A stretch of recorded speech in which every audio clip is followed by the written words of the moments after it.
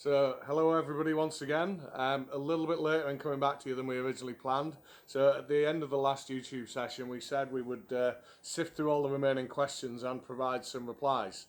So, yeah, it's taken us a little bit longer, but myself, Lee, head brewer, co-founder, and I myself, that's a caught me off guard. sorry. So yeah, taking us a little longer than expected, but yeah, Lee and myself, Wayne Smith, MD, we're going to go through a few of the questions and hopefully get you teed up for our next live tasting on the 7th of August. So we haven't pre-screened these questions. We want it to kind of be as authentic experience as possible, like the normal YouTube sessions. So should we jump straight in? Yeah, go for it. So the first question I have is from Darren, James and Barney. If you could collaborate on a beer with any brewery in the world, who would it be with and why? Any brewery in the world? I know my answer because I've answered this one before. Go on then. Hudson Valley from New York State. They do incredible sour IPAs, fruited sours, mixed together flavours that shouldn't work together but somehow do. So definitely them, and if not them, Garage Project from New Zealand. I don't know. There's quite a few breweries that have inspired us over the years. That'd be awesome to work with. If we got the chance to do anything with Sierra Nevada, it'd be amazing. Not that it's going to happen anytime soon, but that'd probably be my go-to, especially in a way like GoLab. That'd be pretty awesome. Yeah, I've heard they've got a pretty special brewery out there. Yeah, there's a lot of breweries in America that influenced those early doors, and it'd be good to get a bit of a road trip going and go and visit a few of those places. I've always been intrigued at what the guys at Dogfish Head did years ago, and lots of the different interesting weird styles they were brewing. So it's always pretty. Yeah, what do they call these series? Where they did all the old beers, and they did the kind of Mayan one and the Mexican one. Oh, Mexican, is that Mayan? Yeah, well, it was the one where they were chewing.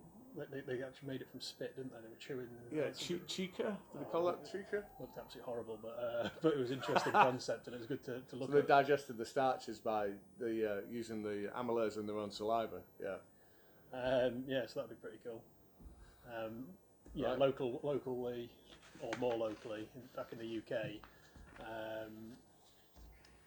Who would you choose? Well, whenever I'm asked which breweries I'm most respect in this country, I always say Thornbridge and Siren, just because they just deliver solid beer after solid beer without shouting about it too much. So I think it'd have to be one of them two for me. My first post-lockdown pint was a pint of Jaipur at the Market Cat in York. So definitely up there on my list of breweries that we love to drink their beers, and we like the guys that we've met so far. So it'd be cool to do something like that. Cool. Next one from you then. Richard H. Any chance you would explore something like a dry hop cider? No. Next. And also from Richard H. The second question: have you ever made a gruit at Brew York, or do you plan to? If not, Well, we probably should give more detail on the cider one. So no, we have no current plans to produce a cider, but never say never. And if we were going to do one, I guess we'd have to put a Brew York twist on it. So dry hopping wouldn't be such a bad idea. yeah, no, we would like to have our own cider. We have a few outlets now in the Market Tap in Pocklington, the beer hall and the tap room, and cider's obviously a massively popular drink, like lager. So it's something that we will probably consider at some point, but it's just not. We'd be more focused on beer. So I'm laughing because we've got Ant behind the camera, who's our social media manager, and he's a West Country boy. So dry hopping a cider, I think, is sacrilege to him. And the second question about gruit, so it's probably worth explaining what that is. That's a beer made with no hops, isn't it? So before beer came about, there were ales, and ales would be hopped with a combination of different things to give the bitterness that the hop now provides. And they would use things like cardamom, coriander, zester and orange, and sometimes they would combine all of these different things into what they called a gruit, and they would use that kind of concoction of things to introduce the bittering and some flavour. So no, it's not something we've done before. We know the guys up at Brass Castle have done one before. What was it? I Am Groot. Yeah, great name. So no, not anything we've really even discussed before that one, I don't think. No, there's a few questions in a similar nature coming in. So Ruth Bennett said, would we consider brewing a ginger beer or even a dandelion and burdock one? So when I read that, I was thinking more like cider ginger beer, but but a beer with ginger in. Well, if you don't know, rhubarb Streisand has ginger. Has ginger in, yeah. I think the very first collab we made, did we include ginger, or did I get overruled on that one? Yeah, we didn't use it in the end. That was the Phosphorus 5. Yeah. No, we didn't use it in the end on that one. But I like ginger. I especially like ginger beer. I can remember the Krabby's phase when everyone was drinking that with ice in, and it's just quite refreshing in hot weather. I'm not sure. I've always enjoyed ginger beer from visiting my grandma and granddad as a kid. My granddad would always have his whiskey with ginger beer. Oh, Whiskey Mac. That's ginger wine and whiskey's Whiskey Mac, isn't it? That would make sense because he was a Mac. Right. Right. Not something making a ginger beer in a dandelion and burdock. Not something we've considered yet, but flavour wise, there's certainly flavours in there that we'd end up using. We know it works. Did Stuart North Riding do a dandelion and burdock one at one point? I think so. Yeah. I think I remember that. I seem to remember that being quite good. Right. Good job my phone's on silent so you can't hear that going. So next one from CCR Jason. Who supplied and designed your equipment, please? So obviously we have a wide array of equipment. Most of the steel vessels, whether that be for brewing the beer or for fermenting the beer or conditioning the beer, is presently Chinese, supplied by a UK importer. I don't know if there's much more we can say on that. No, we've got the more recent tanks and vessels we've bought have come from UK importers of Chinese equipment. But yeah, there's lots of other companies in the UK at the moment who are both basically fabricating and supplying equipment. The markets. We went to the recent SEBA organised Beer X, which is a beer exhibition. And lots of suppliers come down there. Some really impressive kit out there at the moment. So yeah, So more on that soon. We can't say too much at the minute, but if you join us for our next tasting session, you might get the inside line on some things. Yeah, and then our canning line is ABE, American Beer Equipment.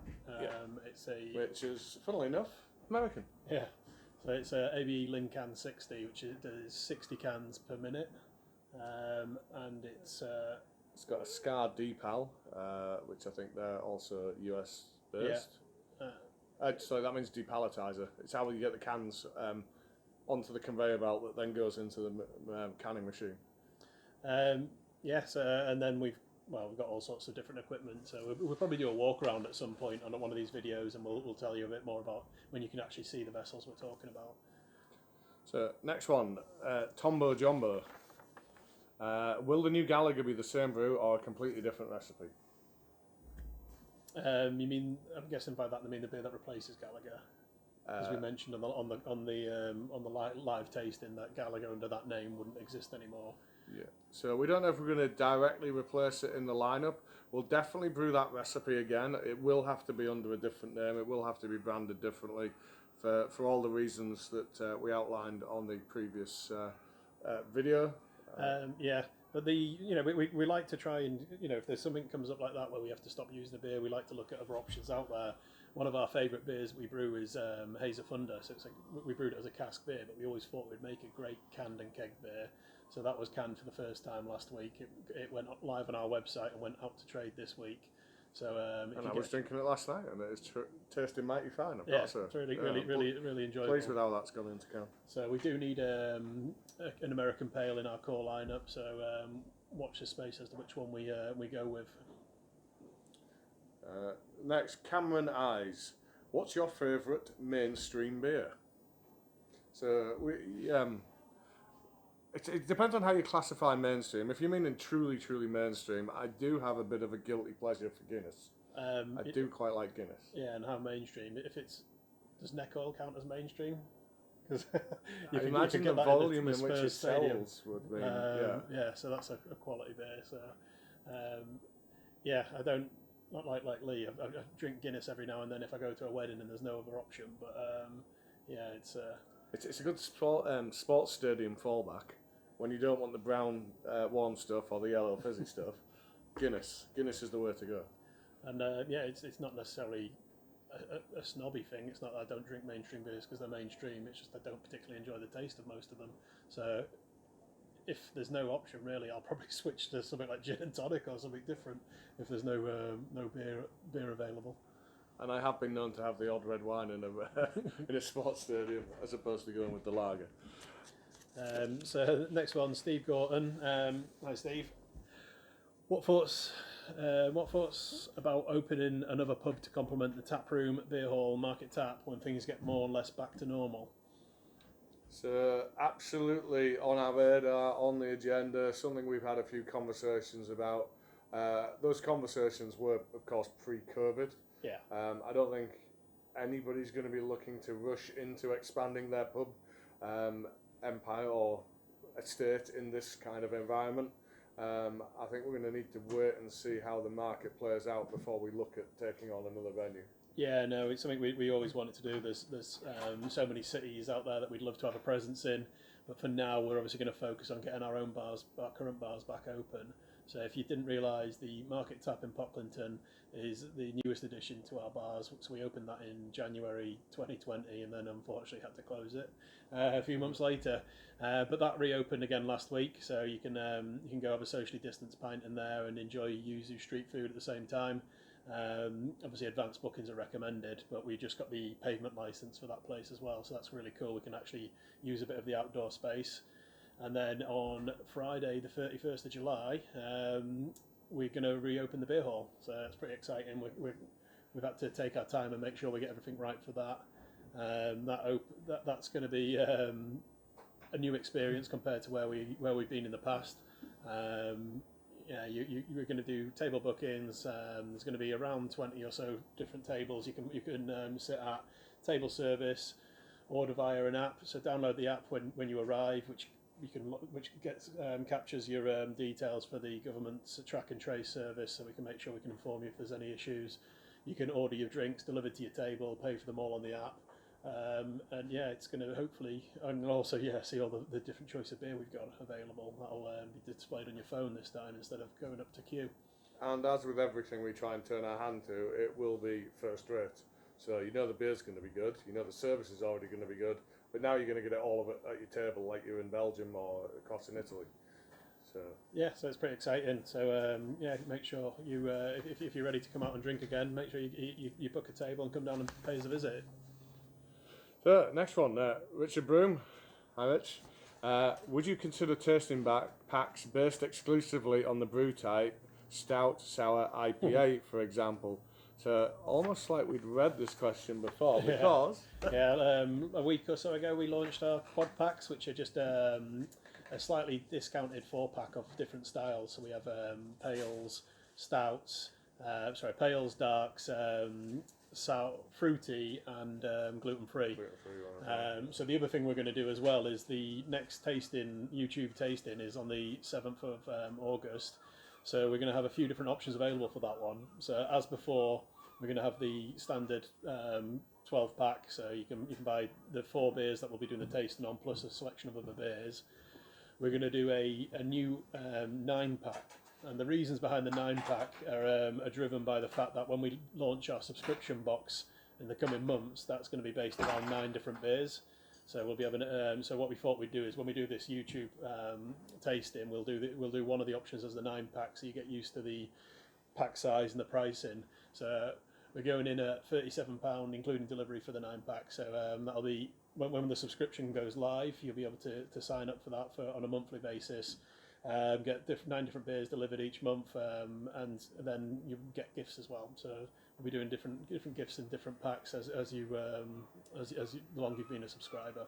And don't worry if you didn't get all the detail there, because we will obviously be going through that again in the tasting session on the 7th of August. And then the other option for that will be a quad pack. So if people don't want to commit to that much beer, but they still want to take part, one of the options you'll have is the YouTube quad pack. So you'll be able to buy the 4 beers that we're tasting and add them to your order, and you can add other drinks in if you'd like to. You don't get as much discount if you're only buying the 4-pack versus the bigger boxes, but at least it gives you an opportunity to take part. Yeah, next one, Tim Curry. The Tim Curry? What's the Clown, it's firm. I was thinking more Rocky Horror Rocky Picture Horror Show. Picture. Yeah. Any chance of doing some kind of spicy beer in the future? So your surname's Curry and you want us to do a spicy beer? Okay. So we have done a few. So mainly spice in dark beers. So we've done a version of Naked Imperial Tonkoko. So that if anyone doesn't know, that's Tonkoko without the coconut. And yeah, so it's So we've got some wild turkey barrels. We've got a couple of them that currently have a imperial strength milk stout in, which is spiced with Mexican mole spices. So it's got kind of like cinnamon and 3 different types of chili, which I think are ancho, mulatto, and what is the other one? Chipotle. Ancho, mulatto, chipotle. And it's and cocoa powder to take away a little bit of the heat but still retain the chili flavour. And a few other different bits in there as well. So it's something, we've not done a lot of, but I could see us doing more of in the future. So one of the next questions from Daniel McGuinn. 1, do you prefer cask or keg, and why? I don't think you can give a universal answer on that because it will vary with the seasons and it will vary with the style of beer. Yeah, day of the week for me as well. So I love both styles. So for me, my go-to would probably be cask. But if it's a hot day or if I'm just in the mood for it, keg's more refreshing sometimes. So I go for keg. And yeah, if it's a sour or a low ABV beer, then usually, well, I say low ABV, I'm thinking more of the Simon Le Mans, that type of beer. Nice, easygoing. Keg, great, really refreshing. Stouts in particular for me are better on casks. So casks are slightly warmer, so for me that suits any darker beer. Darker beers are more complex, so to bring out the complexity, the warmer serving temperature is definitely the better thing. You probably see people with their dark beers treating it like a brandy glass, kind of swirling it around and trying to heat up the contents of the glass to reveal more of the complexity. But yeah, I think horses for courses. One day I'll have a cask beer, next day I'll have a keg beer. I wouldn't want to commit to one over the other. And question 2 from Daniel McGuinn.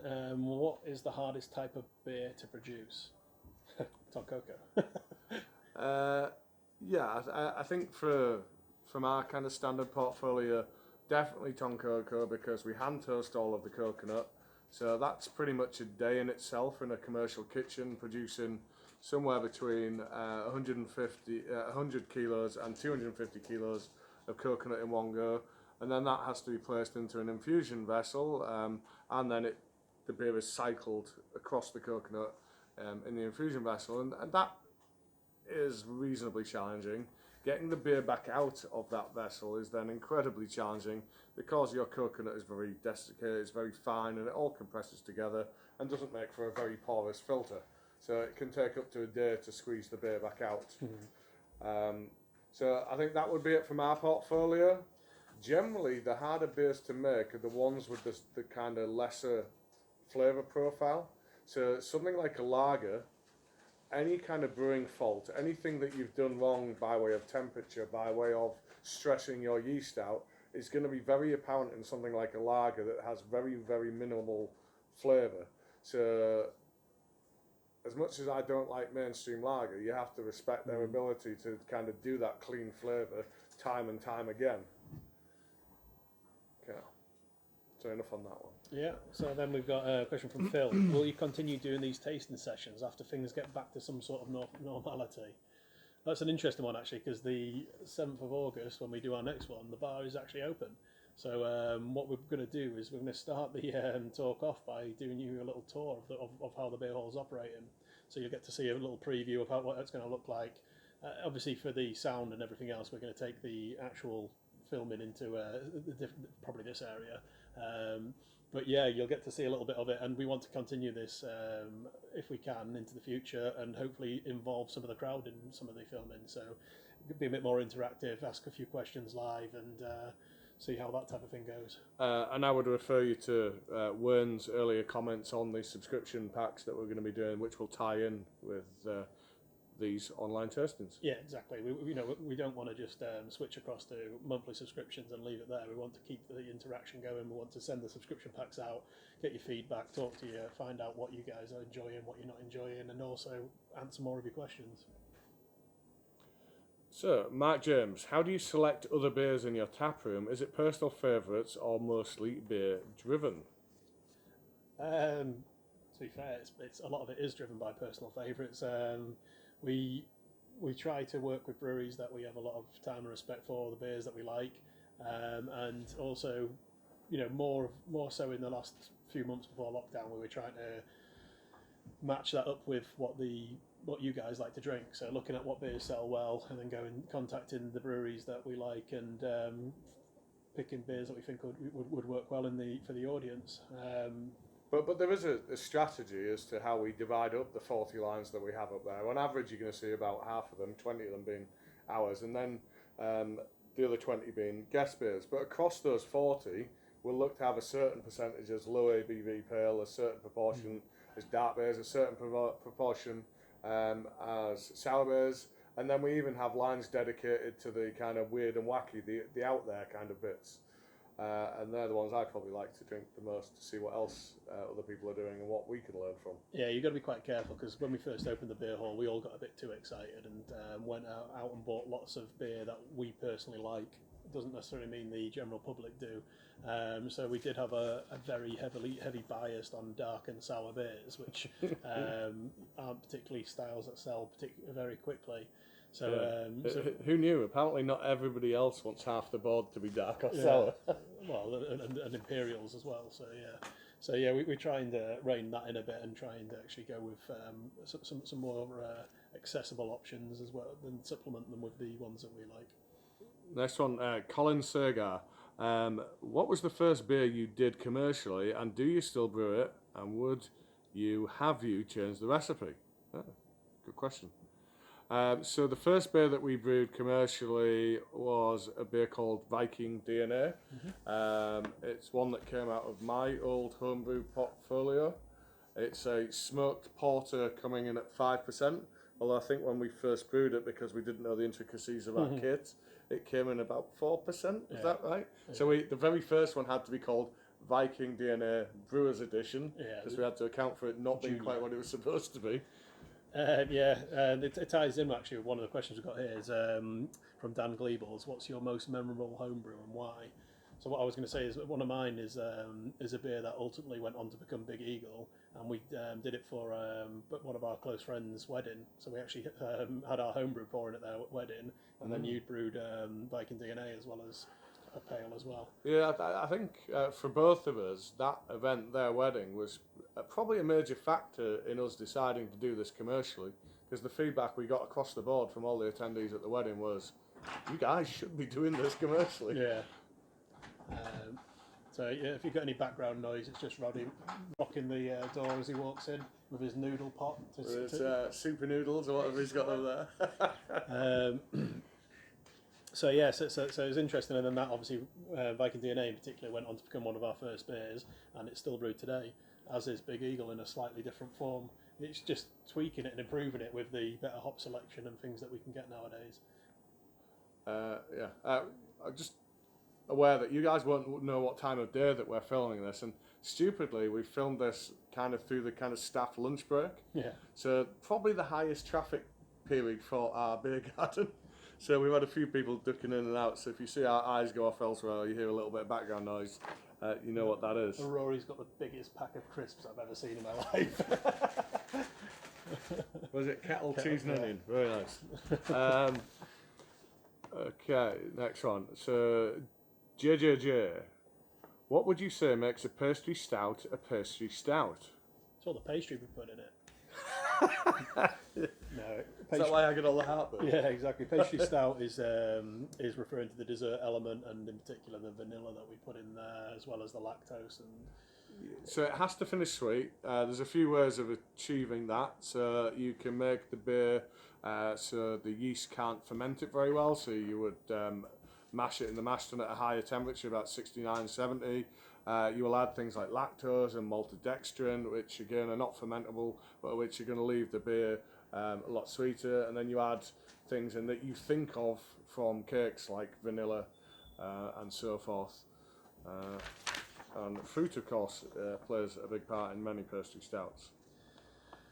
I've got one here from Chris Stafford. So, with the radar charts on your cans, if you say last year you created a beer that you considered maximum hop, for example, and then you come later on and created another one that you consider even more hoppy, would future cans of the original beer be adjusted on the hop scale to reflect the superior hoppiness of the new beer?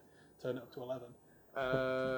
I think it's the hops per litre that we put on as well, not really. Yeah, it depends, because even though you're going extreme, the beer still needs to be balanced, and that level of hopping might be right for that ABV.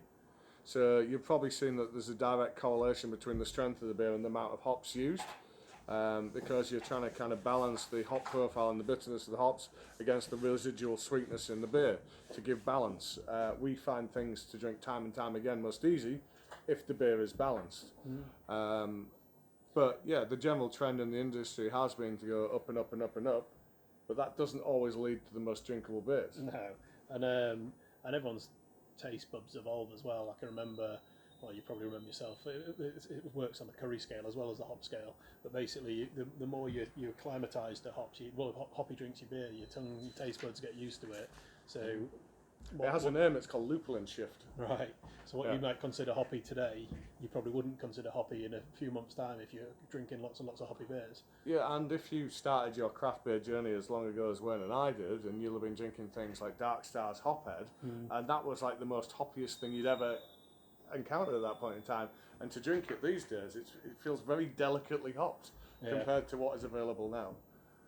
Yeah, so yes, it's a good point, but on the back of the cans, we also put on the grams per litre and the dry hopping to try and give you an indication as well of just how hopped that is. So, I mean, this one ties in nicely. So, JJJ has a second question for us. What's the most expensive beer in terms of production costs that you've ever made? And more importantly, was the end result worth it? So, am I right in thinking that it's a good job Roddy's sat over there right now? Yeah, I think that probably is it, which is the Go Big, Go Big and Stay at Home. There possibly might have been a couple that are on the same price point in terms of ingredients used. But obviously, the higher strength the beer is, the more duty we then have to pay, so it brings the cost up as well. So yeah, So the beer that Roddy made was a Creek triple IPA. So Creek being a Norwegian yeast, and then a triple IPA being a beer in the kind of region of 10 to 14%. Very heavily hopped. It's a triple in two senses in that it got a triple dry hop. So some hops went in, agitated for a bit, withdrawn, done a second time, done a third time. Every time you're taking those hops out, you're encountering massive losses. So you put lots of really expensive ingredient in there, and then you've incurred huge losses. So you do get very poor yield. But absolutely, we think the results were worth it. And the scores you've given that beer on Untapped would suggest that you think it's worth it. Yeah, and for me, a strong beer like that, which is, excuse me, relatively unique, but also in a small supply, it's not that surprising to see it's an expensive beer. You kind of expected it. When we do beers like which are heavily fruited, so Mos Eisley Catarina, that was really expensive for a 4-ish% sour. That was the cost of guava, which was particularly expensive at that point in time. So when you put in a low strength beer out there with high fruit content, that actually ends up being quite expensive. If we're selling it in small pack, it probably wouldn't be too cans. It probably wouldn't be too noticeable, because I think the general public will probably appreciate the ingredients that have gone in there and go to buy it. But if you're trying to sell a keg of beer to a pub, and they're really looking at ABV in particular, and they're saying, well, I can get a sour 4.5% beer from so-and-so brewery for a lot cheaper than that, because they've got to then try and get that to the general beer drinking public in their bar. Maybe 20% of their customers appreciate the fact that there's a lot of ingredient cost gone into there. To kind of get Wayne's point across, how many of you would be happy to pay 6, 7, 8, even £9 for a 4.5% sour. So yeah, we maybe went a little too extreme with that particular one. So yeah, you got to look at it in context sometimes. I mean, any Omnipollo fans out there probably wouldn't blink an eyelid at a £10 can of 4% beer. Yeah, That'd be cheap. as is the price of water by comparison. So yeah, so you just got to be careful sometimes. You got one? Yeah. So does Brew York collaborate with other brewers? And if so, how does the collaborative development process work? And do you prefer collaborating or prefer full control? Loving this first online tasting. So that was from Claire and Fraser. So we do a lot of collaborations, not so much recently, but pretty difficult to visit each other's breweries in these times of lockdown and restriction, even though we did actually do one digital one through this period. But yeah, it's something we love to do a lot of. It's great to meet your peers in the industry, learn from one another. It's particularly cool to get to see other people's breweries, and almost always we'll walk away with a little tip that we'll bring back here and we'll do something differently. There's almost always something you learn from it. I mean, I've got to admit, they're not the most hands-on days. You don't go down and do a solid graft for 8 hours. You basically, usually, all the work goes in the preparation in advance. You come up with the recipes together, you come up with the ideas, make a plan. Yeah. So we chat for weeks in advance. Obviously, it can take weeks to order ingredients in, particularly if you're working with something specialist. So the plan for the brew day is done well in advance. But on the actual brew day, yeah, it can be a little bit of a party. Yeah, sometimes a token shot photo by the mash tun digging it out. So we're usually there to see the beer get mashed in, and then hopefully within 5 minutes of that, we've got a can in our hand and we're just having a chat and a drink for the rest of the day. I mean, not too dissimilar to what I do on a daily basis. What forgot I? So Louise Webster, will you be doing an advent calendar of 12 days of Christmas type box this year? I know it's early, but looks like we're all staying in most of the year, so nice to have something to look forward to. Yeah, definitely. We'll be doing something like that. We won't be calling it the 12 Beers of Christmas this year. Turns out somebody has the copyright on that one. Yeah. So don't, and it's not the big companies. So there's a lot of big companies out there using that name that probably got the same cease and desist as we did. Yeah, someone unfortunately owns the trademark to 12 Beers of Christmas. So we'll be calling it something else this year. Okay. Luis Montalvo, co-owner of the Pint Exchange. Spoke with you guys during a visit while travelling a couple of years ago from Houston, Texas. Beers were excellent. Would you guys be interested in a collab with our brand, the Pint Exchange, sometime in the future? Yes. So yeah, obviously once the travel restrictions have freed up, we can start looking at things like that again. Always keen to collab, especially keen to collab internationally. Got a question here from Matt Barker. Number one, first question. Maybe it's worth doing a traditional bitter, guys, for a limited edition. I recently had the Nova Monk in collab with Other Half, and it was amazing. But the reason I'm laughing is because Wayne's dad, Russ, who is also our warehouse manager, is sat just over there, and he's looking in intently because he adores the English bitter that we've made and spends a great deal of his time encouraging us to rebrew it. We only now do it seasonally, usually for the autumn, but yeah, he pleads on a regular basis to get us to do it more often.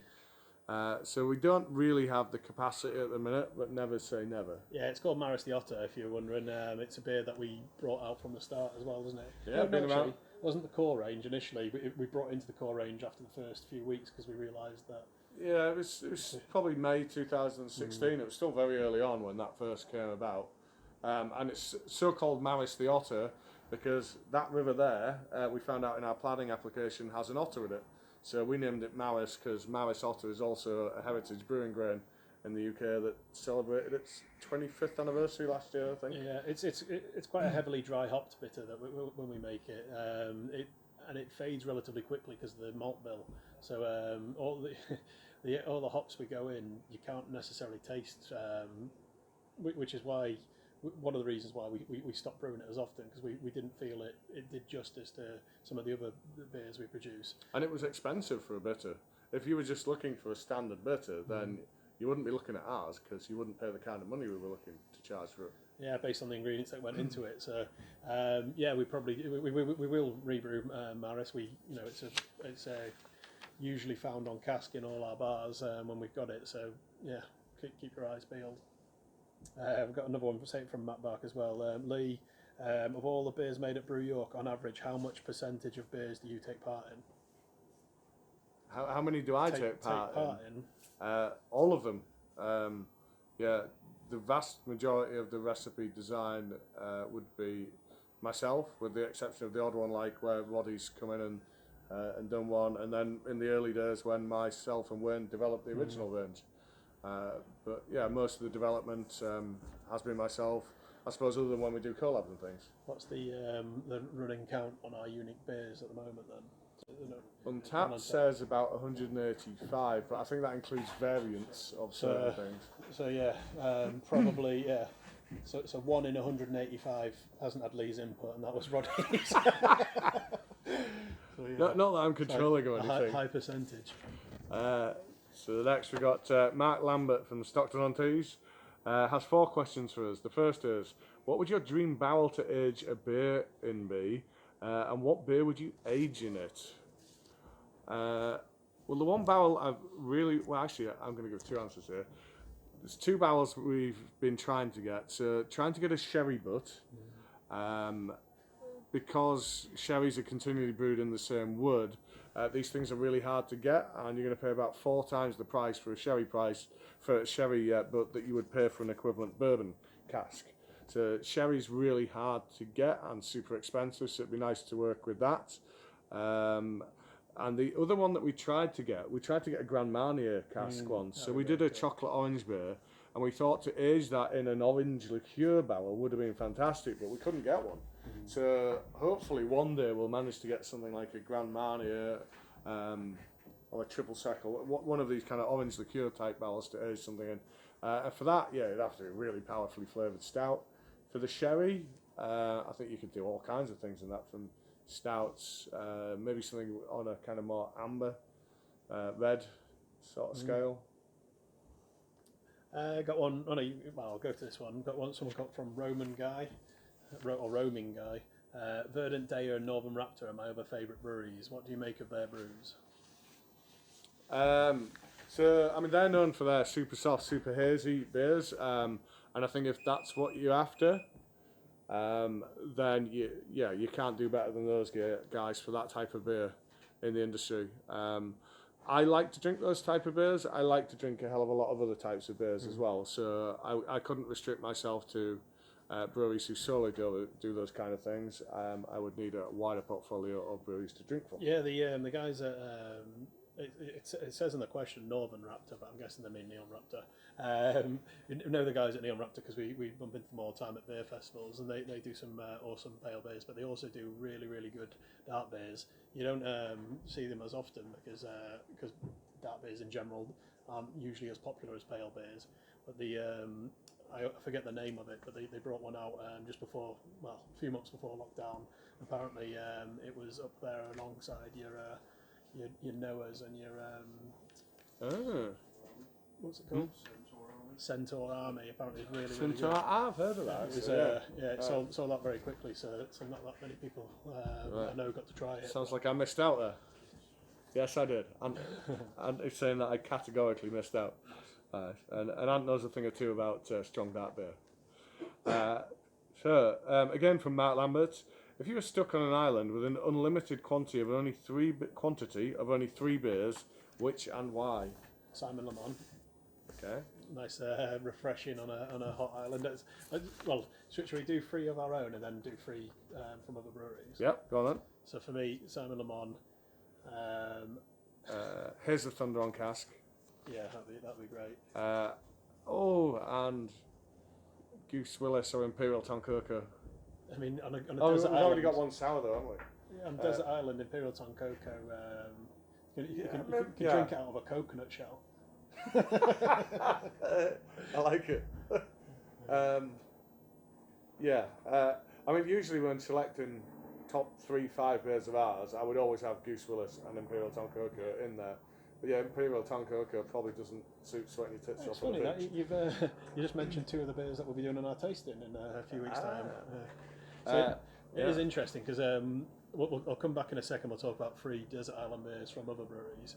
But one of the good tests for me is of we're most proud of, or what beers we think are our best, is if another peer in the industry, another brewery or brewer comes up to us at a beer festival and comes to speak to us, what beer would we put in their hand, sort of what we're pouring. So basically, what beer do you want them to try of yours? And for me, it's always going to be a variant of Tom Coco, because it's just the beer that I think as a brewery that it stands out. It's so different. It's the one that's most uniquely us. And then Goose Willis. So again, what Lee was saying there, Goose Willis is just a really cool beer if you like sours in particular. It's just refreshing and kind of ticks that box. And super smashable for a sour beer. And then one of the ones for me again is Time Travelling Taxi. So people don't always associate us with pale hoppy beers because of the different impact we've had on fruity and dark beers in particular. But when we brought Time Travelling Taxi out about a year and a half ago, that was the first beer we actually called a double dry hopped beer. And when we did that, I just it's something I love, and it's something I like to drink a lot of. So I want people to try that beer. We don't unfortunately take cask beer to beer festivals with us, so it's not like we can get to try one of our. So a pint of jar, so our house session ale is so refreshing and just my go-to when I'm in the tap room. So if we're going other brewery, unlimited quantity for stuck on an island, I'm gonna have to go something like Jaipur, I guess. Yeah, Jaipur. Cask has to be on cask.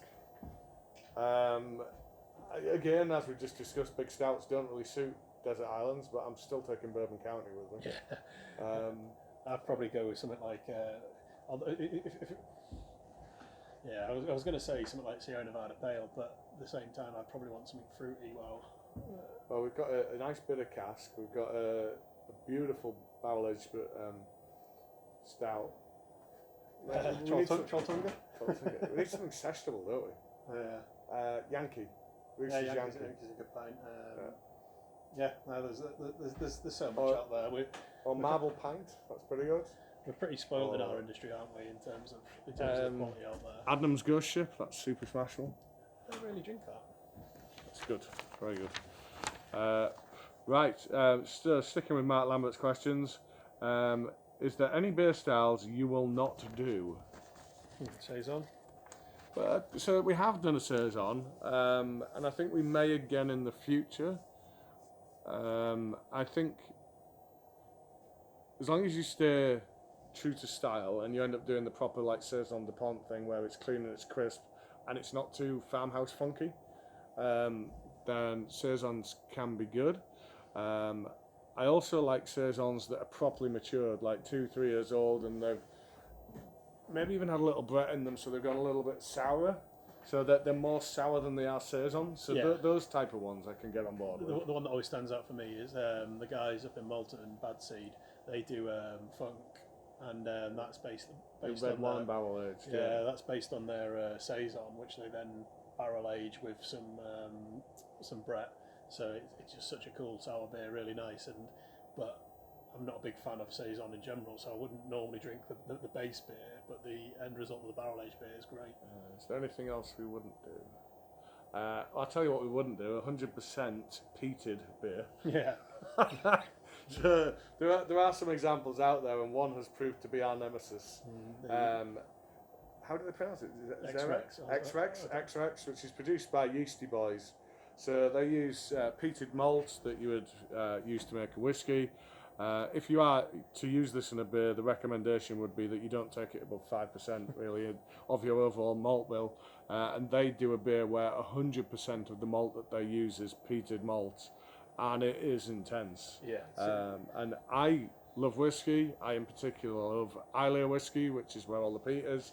So I like that intensity of peat, but that is too far for me. No, we were in Denmark for the beer festival at the start of March, just before all the coronavirus outbreak, and we were next to the Yeasty Boys, so they brought a bottle of this, and when me and Lee went to a beer festival years ago, I got a photo of him pulling a face drinking it, and it was just great to recreate that moment and try it again and see if he pulled the face.